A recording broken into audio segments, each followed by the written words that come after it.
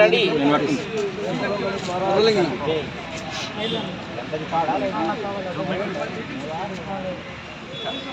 Nagababu reaction Nagababu మాట్లాడారు శివాజీ వ్యాఖ్యలపై. So ఏమంటారు, మీరేమంటారు? ఎత్ర నార్యస్తు పూజ్యంతే రమంతే తత్ర దేవత అంటే స్త్రీలు ఎక్కడైతే గౌరవింపడతారో అక్కడే దేవతలు కొలువుంటారని అర్థం. శివాజీ గారు అలా వ్యాఖ్యలు చేయడం చాలా రాంగ్. అది స్త్రీ యొక్క అవయవాల్ని సామాన్లు అనడం, తర్వాత దరిద్రగొట్టు ముండ అనడం. ముండని ఎవరిని అంటారు? భర్త చనిపోయిన వాళ్ళే ముండలు అంటారు. సో ఆ రెండు వర్డ్స్ యూజ్ చేయడం అది చాలా తప్పు.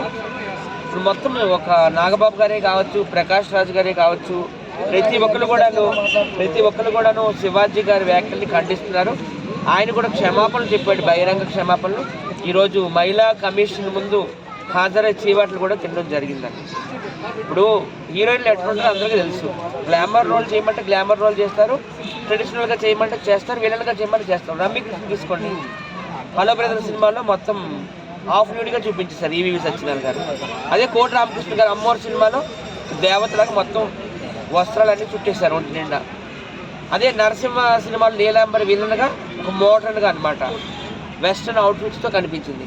సో హీరోయిన్లు ఏం వేసుకోవాలనేది డిసైడ్ చేసేది ప్రొడ్యూసరు, డైరెక్టరు.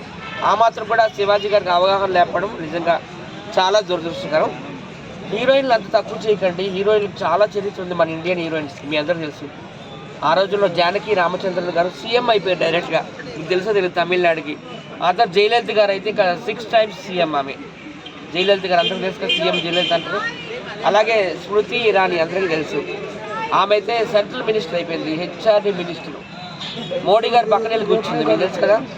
ఇలా చెప్పుకుంటూ పోతే ఎంతమంది, ఒక జయప్రద గారు కావచ్చు, ఒక విజయశాంతి గారు కావచ్చు, రోజారెడ్డి కూడా మరి మినిస్టర్ అయింది కదా.